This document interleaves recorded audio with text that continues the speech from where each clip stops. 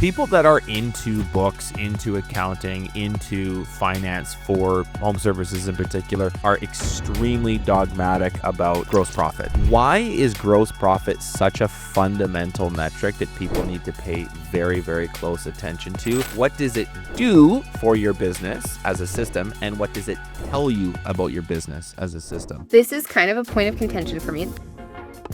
You're watching the LeanScaper Podcast, where landscapers come to grow.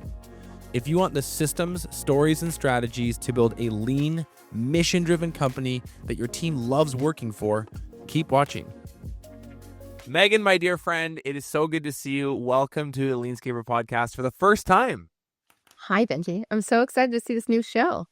Thank you for coming and doing this. I'm sure it won't be the last. Here's an easy one to start. You work with a ton of businesses. You've got a lot of reps at this. What percentage, if you had to estimate, what percentage of businesses operate without a budget? 99? You think is that high? I was going to say 50. Oh, it's no, higher. It's way higher. Why do you think that is? Because they're scared of it, because it makes them feel dumb, because most entrepreneurs don't like to be told what to do. And by nature, I think we think the word budget is restrictive. And I think that there's a lot of mental load to staying within a lane that entrepreneurs don't like. Well, this is a very timely conversation and episode because I think it's Q4. It's the end of the year. Some people will be really excited about the season that they just had. Some people will be licking their wounds a little bit. And there's going to be a whole bunch of people somewhere in between. It's often a time for reflection. It's definitely the time to start thinking about your financial planning and your budget for the coming year, 2026. Now, we know a lot of people get to this a little late. They kind of come out of New Year's and go, oh, you know what? I should maybe put together a budget for this year. So I wanted to record this and publish this early as a bit of a timely reminder for our listeners to get on this. And I think this conversation should be, you can sort of think of it as like a primer. Like, hey, listen to this before building your budget for next year type conversation. There's going to be some best practices, some frameworks. This really is your genius zone. And you talk about, you say that budgeting is about deciding how much you want to keep. And I wonder if you could just unpack that framing of it. Yeah, absolutely. So because I am an entrepreneur that doesn't like to be told what to do, it took me a while to adopt this idea of how do I use a budget without feeling restricted. And I realized that if I could shift my mindset to being like, I love to win, I love to set a goal and hit it. If I could talk about a budget in that way, and in something that mattered to me. So when we're looking to the next year, we're thinking about all of the opportunity and the possibility. And it's like a new, for some reason, we think January 1, we're like a whole new business with all these new opportunities and potential. When in reality, it's the same business as December 31st, but we have a new mindset about it. So when I looked at budgeting in the way that if I want to have more cash at the end of next year, then just call my shots so I can have more cash by the end of next year. If I want next year to be the year that I hit the milestone of 1 million, 10 million, 100 million in revenue, well, let's use the budget to drive me hitting that goal a year from now. If I'm saying I want to run double-digit net profits because I want to increase my multiple opportunity at an exit, then now's the time to talk about how do I increase my EBITDA or net profit for next year. And so when I started to use budgets as tools for hitting my goals, everything shifted in my company. And beyond that, it turned into scorecards. Now I've used them as an opportunity to get out of my head what I think our possibilities are and our potential are, and into the hands of the people that are actually going to hit the budgets.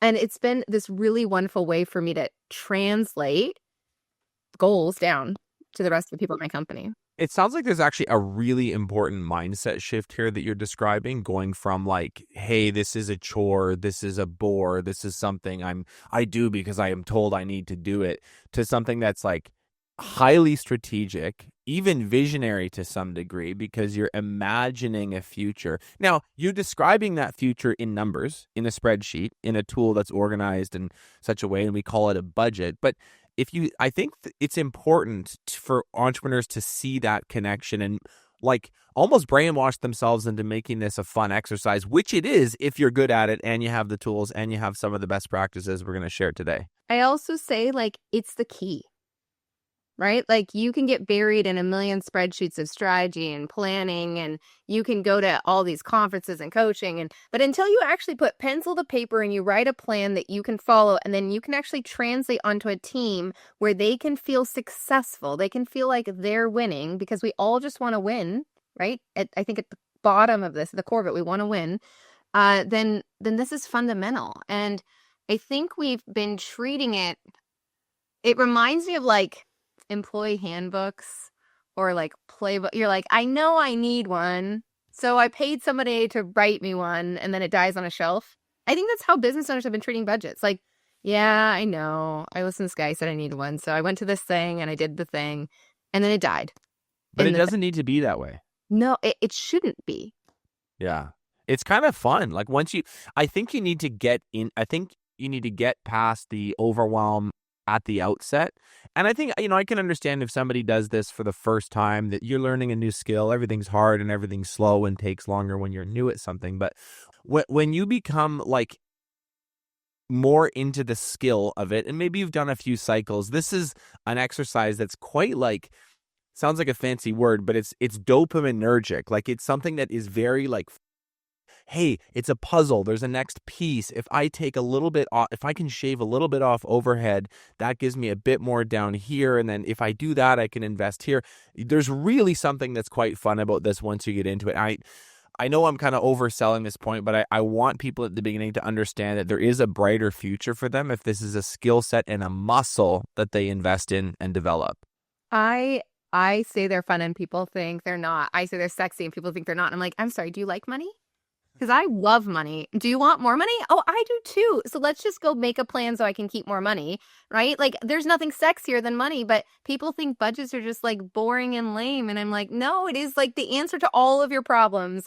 I remember distinctly, I do a lot of budgets a year. I don't know how many. And I spent 2 years building a budget tool so that we can actually do a $10 million plus budget in less than 20 minutes now, like really smartly. Like, I've gotten really good at building budgets and building budget tools. But I remember one time I was helping a girlfriend in a bar and we had the budget tool and she looked at me like over her glasses and she's like, Meaghan, did you just solve all of my problems with this one spreadsheet? And I was like, yes, I did. Now, here's the trick. You got to go like leave this bar and actually do it, implement it, stick to it. But the budgets can be that powerful. And I know it sounds like we're hyping it, but if you're listening to this and you've had one and you've noticed that it's kind of like helped you set intention, it's kind of helped you call your shot, it's kind of helped you manifest what you wanted, and then it kind of naturally happened, imagine what would happen if you stuck to it every month, or better yet, every week.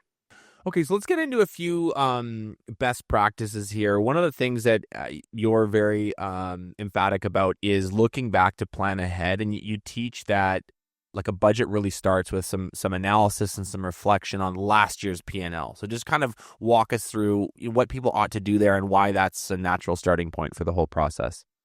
So I think there's something, and I don't have the word at the tip of my tongue, but there's something kind of, delusional is the word I want. Delusional about entrepreneurs when they think about what their possibilities are and what their opportunities are.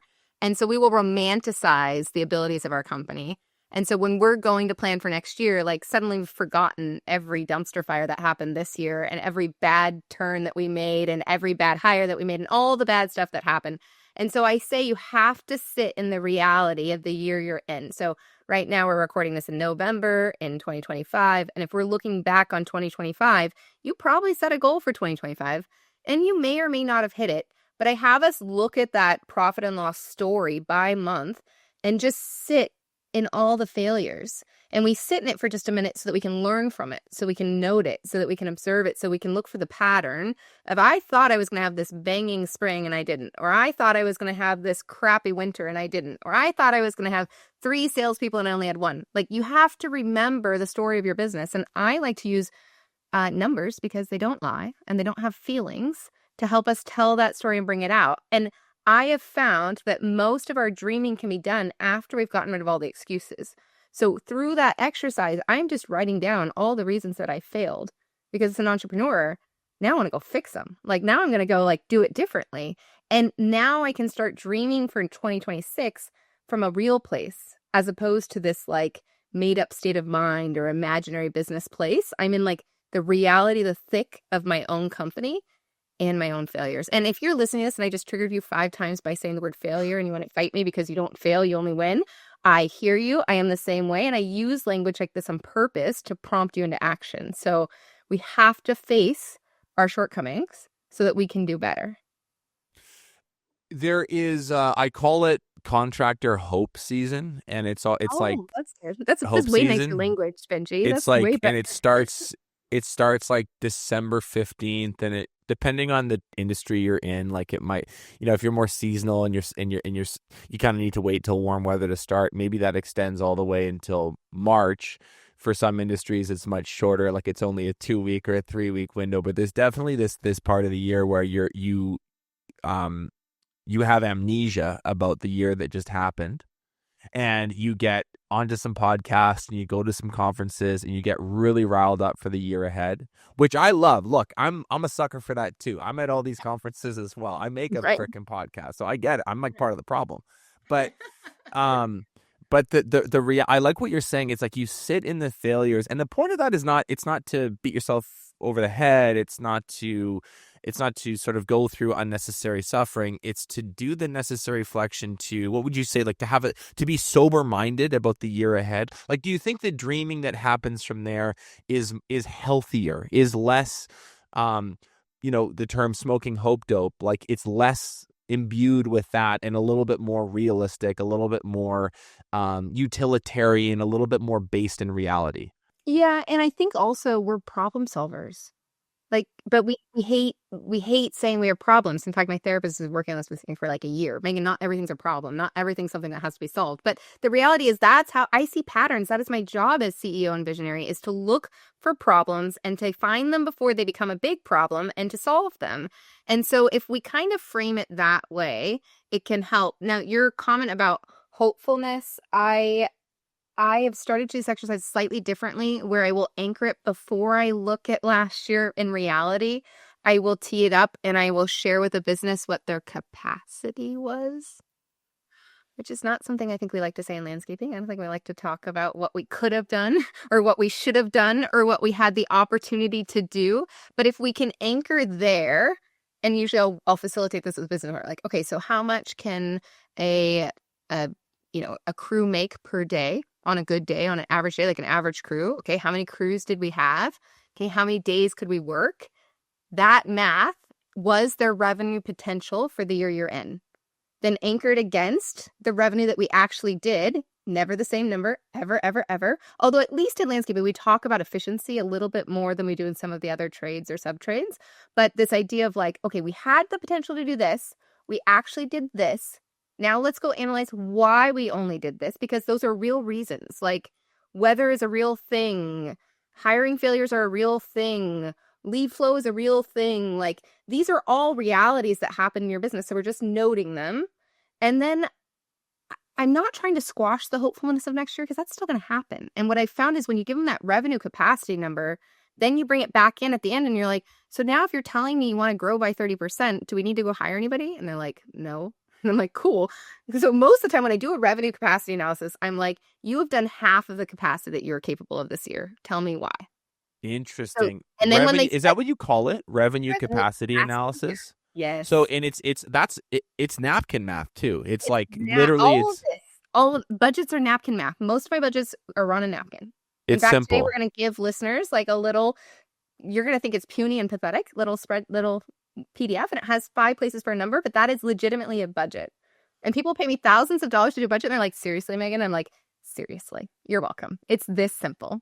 Well, let's linger on this, like looking back to plan ahead things. The revenue capacity analysis really clicks for me. Are there other things? Are there other things business owners should look at to spot trends, to spot growth opportunities, to spot better profitability opportunities, to spot inefficiencies? Like literally walk me through what someone's sitting there.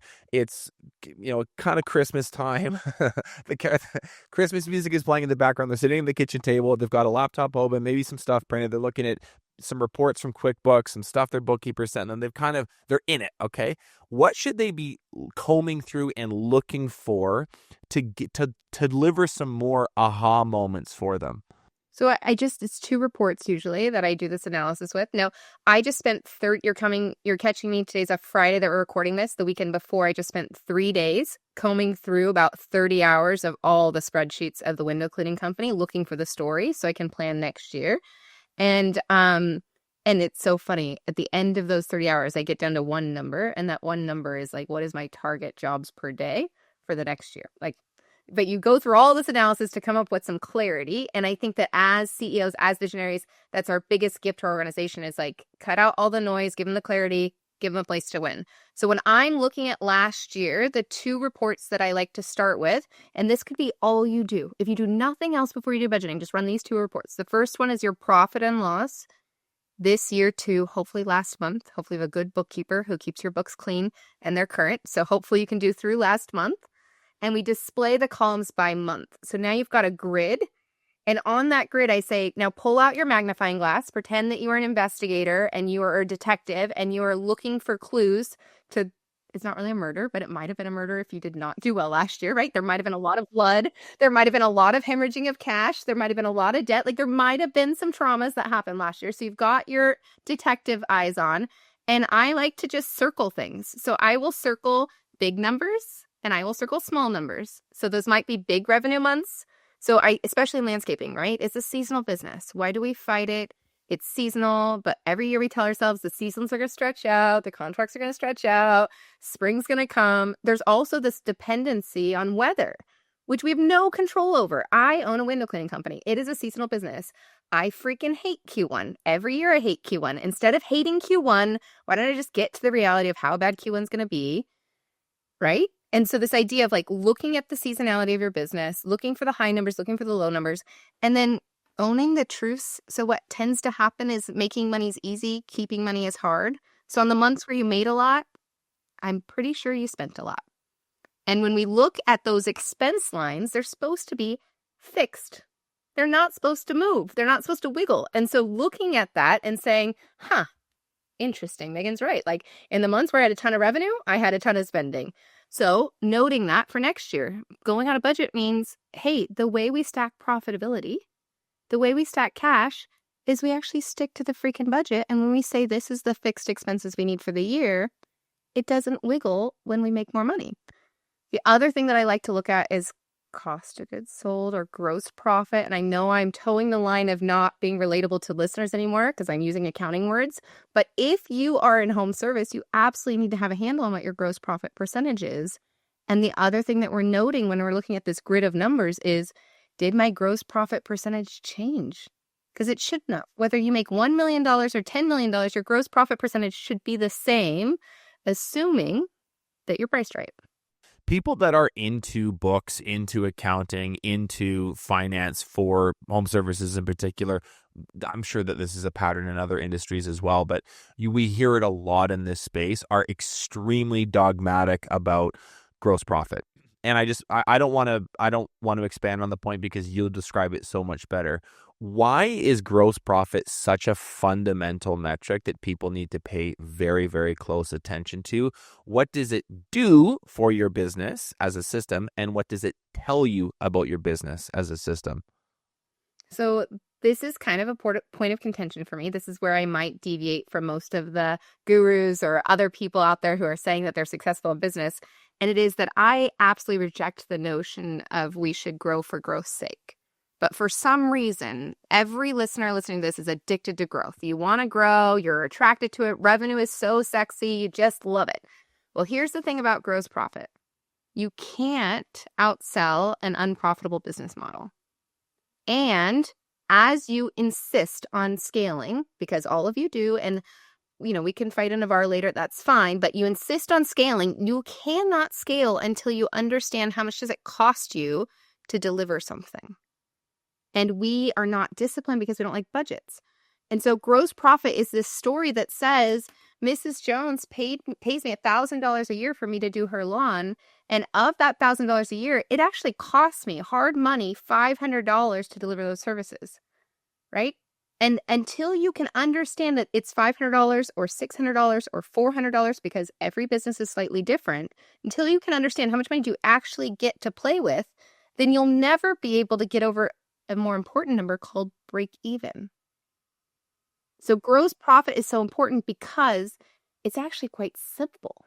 It's like, this is how much it costs me to deliver a service, every type of service, and I can predict now how much I'm going to get to keep afterwards. And that keeping it is how we determine how much we have to sell. And like that volume commentary, I am not opposed to growing. I'm a huge Adam Coffey fan. He says, we need to be growing at 30% a year. That's the target for all of the companies that I own and manage.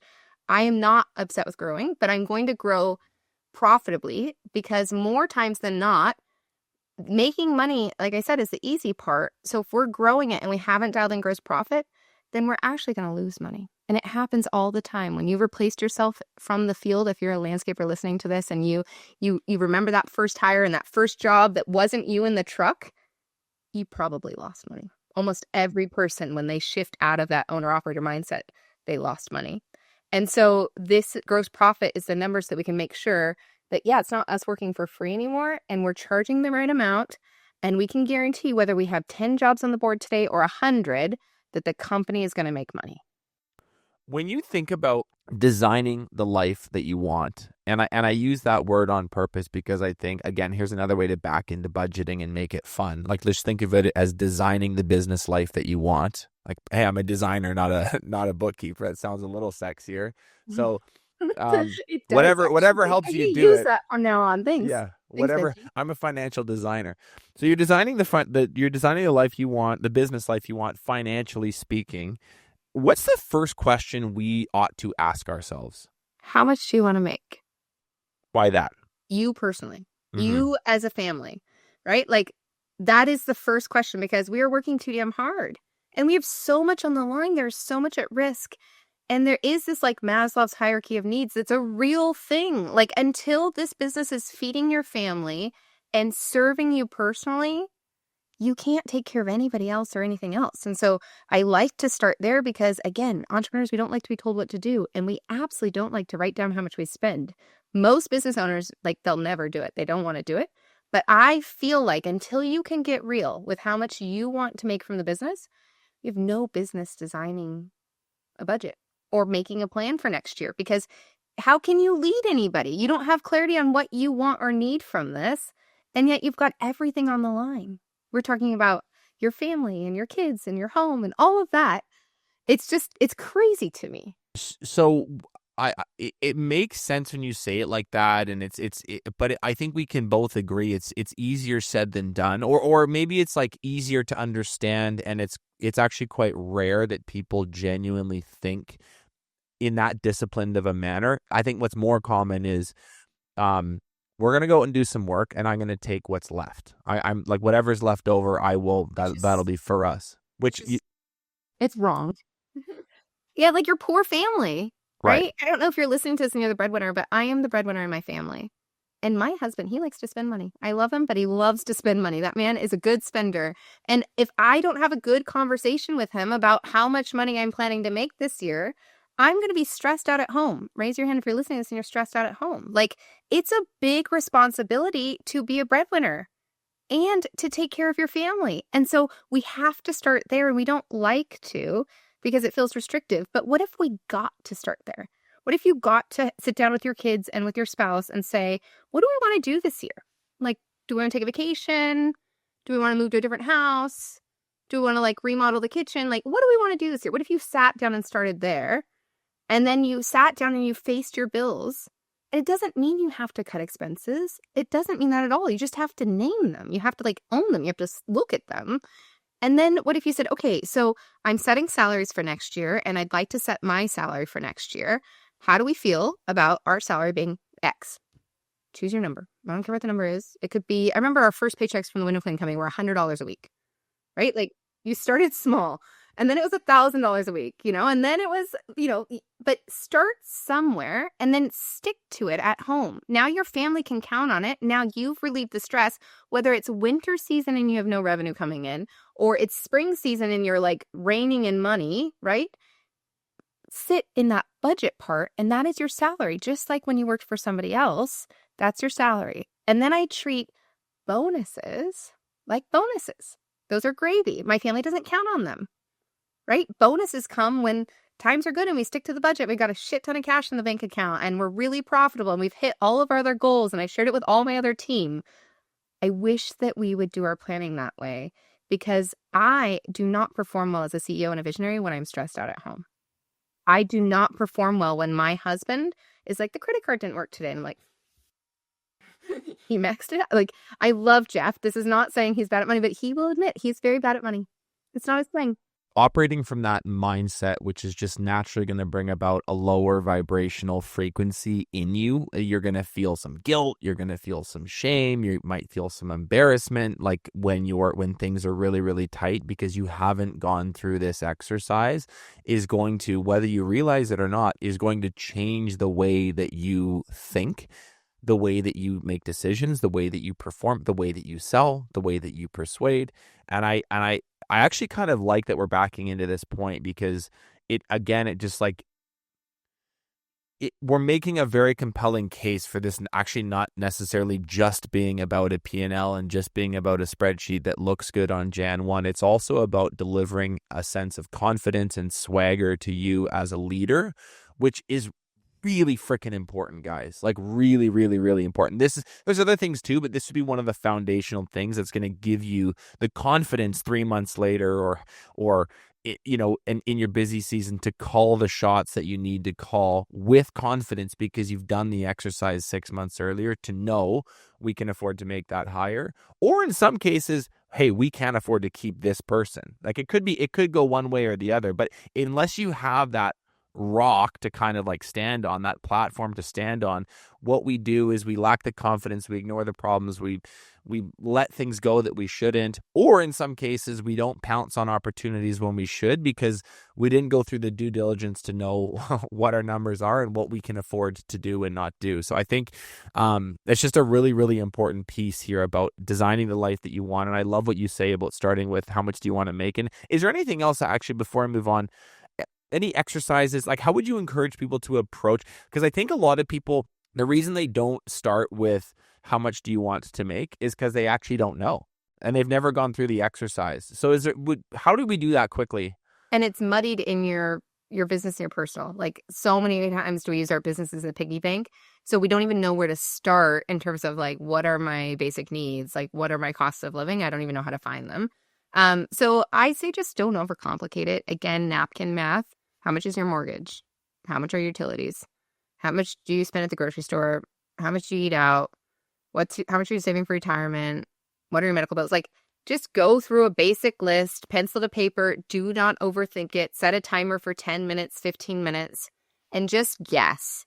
I think there's a lot of value in just guessing so that you can smell test. Like, is this something I need to be focusing on or not? In my family, it's absolutely something we need to focus on. Once a month, we have to have a budget meeting. We actually live on a weekly budget. People are going to laugh, but today's Friday of the week, and we give ourselves allowances. Go back to the comment, my husband likes to spend money. And for this week, I have $44.59 left until tomorrow when I get my allowance again.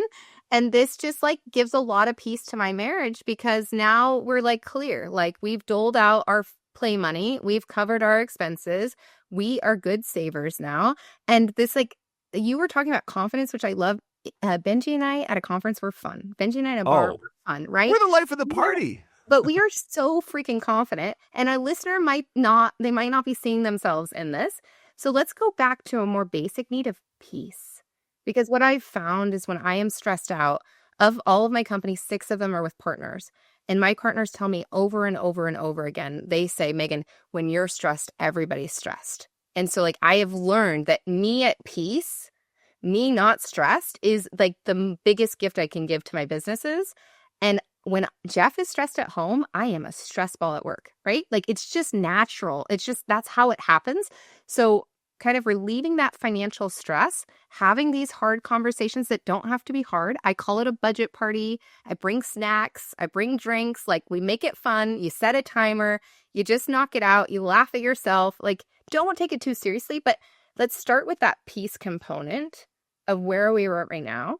And then also the streaming component of like, where do we want to go? Like I just got a big landscaping bill for front and backyard for my dream house, which I'm really excited about. I'm like, now I'm like, I got something cool to work towards because I want a thermal spa in my backyard, right? I want Like, more. I Yeah. want more. Like Yeah. it feels good, right? And Right. so kind of anchoring it into that and then going to the business and using that discipline and that exercise and that peace and that clarity. And then doing the exercise for the people. You hinted at something in there for a second. When I leave this, I said I had a hard stop. I'm going to go spend $1 million right after this call at 9 a.m. on salaries because I did the budget and now I need to allocate the budget to the departments. And based on how we did the budget, we came up with an extra $1 million for new hires or raises for our company. Do you have any idea how fun that is? Totally. What a good day. Like, Yeah. it's a good day because now we're going to help is coming, guys. Like, we're going to go, all the dream hires that have been in our shopping cart for a year, we're going to put them on the budget next year in the right month because we're going to hit the revenue and we're going to plan for them in advance. And that feels good. That feels different. Guys, it's why you signed up for this whole journey in the first place. There was, you know, a young man or a young woman who dreamed one day of like owning their own business. And it was moments like this that's why you wanted to do it. It wasn't to drive around in the truck exhausted for 60 hours a week or be yelled at by customers. It's to do the things like this. And I think a good handle on finances is how you get to these moments. I know you have a hard stop, but I do want to spend time covering like the budget building exercise quickly. So you talked about 5 questions or 5 numbers earlier. Can you walk us through that? Like, let's make this really practical and tactical for listeners. Absolutely. So first number, and I hate it, but this is a necessary evil, is you have to call a revenue goal. And you can listen to people who are like, it's not about that. It's how many hours you work or whatever. No, you have to write down a number that we can actually spend. And I said the word revenue, not sales. For all of the salespeople on the call, we can't spend sales dollars. We can't This is spend sales produced dollars revenue, sold and produced revenue. until we complete the work and we bill for the work and we get paid for the work, which is actual true revenue. And accountants fight me all the time on it too. But I'm talking about we earned it. It's ours and we're going to get paid from it. So how much revenue are you going to make next year? And then getting very clear about how much is it going to cost you to produce that revenue. That's the cost of goods sold percentage number. And this is not a range, guys. This is calling a shot. You're writing down one percentage number. You can look at last year. The second report I didn't get to is if you run that same P&L compared to the previous year with a percentage difference, you can see whether you scaled with revenue and you had a leaky bucket. You can also run this year with a percentage of income, and that will give you your gross profit percentage or your cost of goods sold percentage for this year, for right now. Start there as an anchor point. And if you feel like, yeah, I overhired last year, or I'm tightening up my training, or I'm raising my prices, then on this budget, you're allowed to change that gross profit number. But please, this is a reality, a real number. You're putting one number down. So we wrote down revenue. We wrote down our cost of goods sold percentage, how much is going to cost us to produce that revenue. All right. What I love is then that's leaving a bucket of what we call below the line. That's the line, guys, right there. Revenue minus cost of goods sold is below the line. What I do next is I call my shot on how much I want to make because I got to meet my needs first. So how much do I need to bring home to my family? I have a dear friend, his name's Don Williams, and Don Williams is a very flashy guy. And he taught me that every business has to throw off $100,000 of drip. Otherwise, it's a distraction and a side hustle, and I should kill it.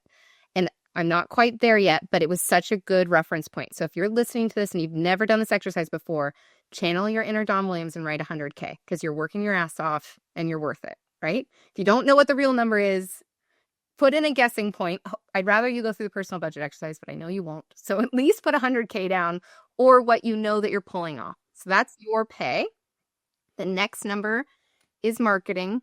And this is usually where I get in a fight with people.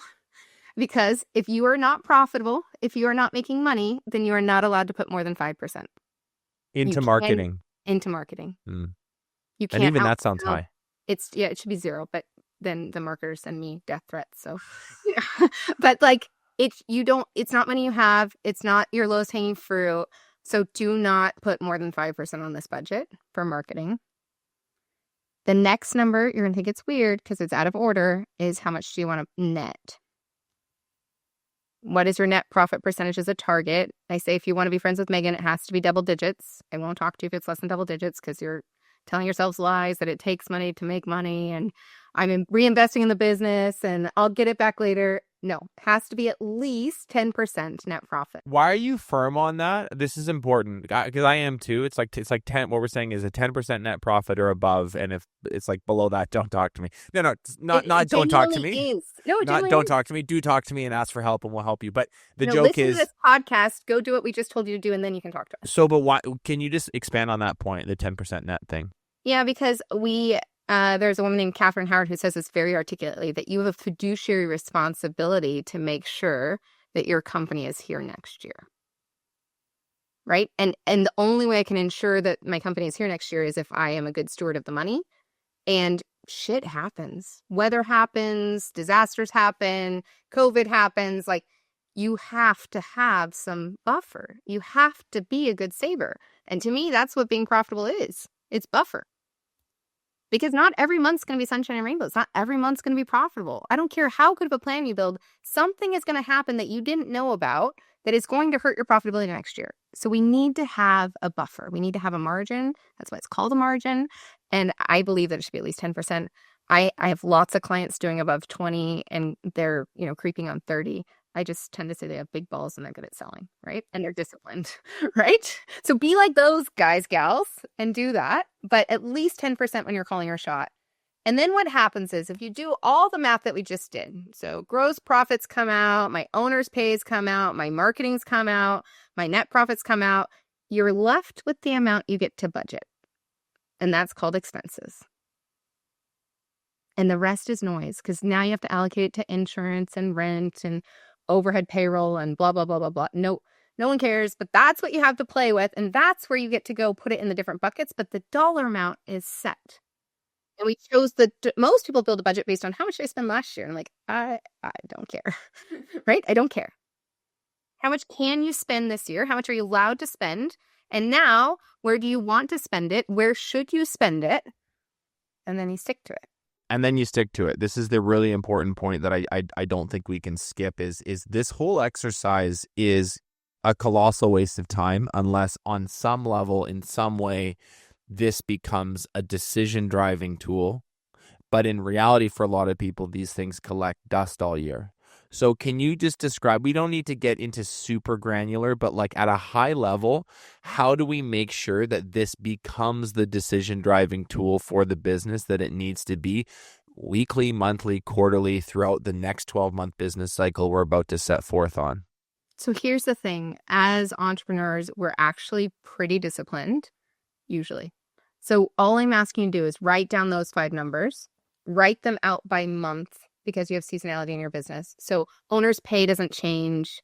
Marketing percentage doesn't usually change. Fixed expenses don't usually change, right? So write those out by month and then just add a column next to the month and put in what actually happened.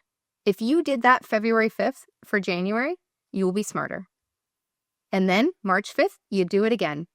And I change my budget every single freaking month, guys. I change my revenue. I change my expenses because I am smarter every month of the year.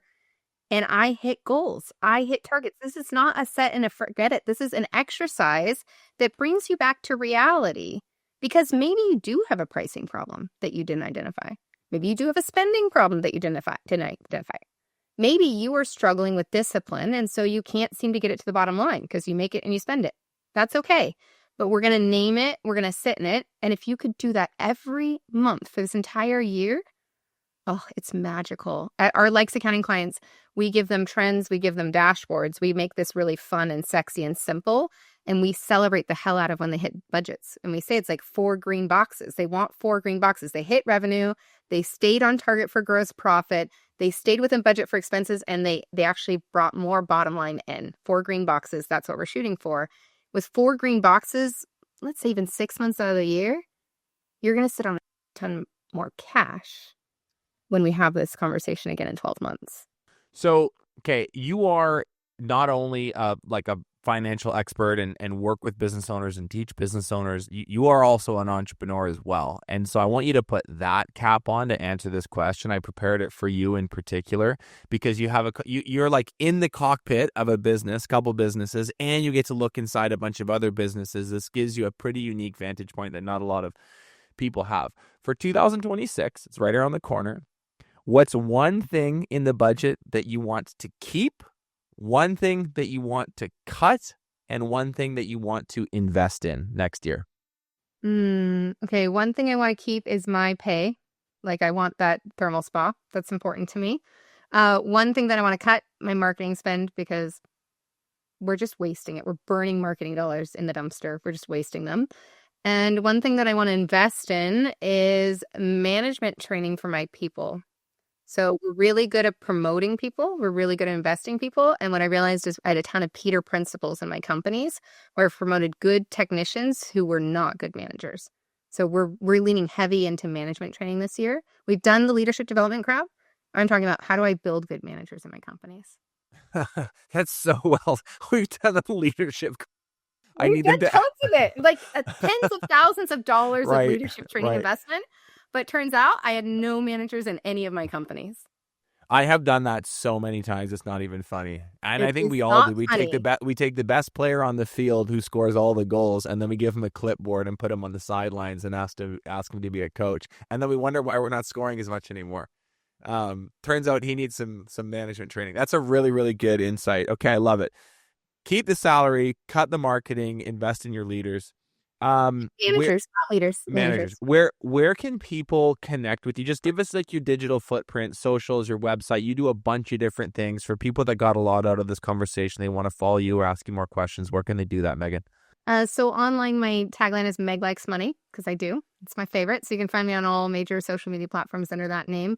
And if you need help with your numbers, if you want a budget, if you want to do this in less than an hour, if what we just shared with you is like, hell yes, then visit us at likesaccounting.com and we'd love to help you. We insist on every client running on a budget if they want to work with us. And we promise, we guarantee that if you run on a budget, you will be at double-digit net profitability in your first quarter after working with us. So join us at Likes Accounting. We'd love to see you there.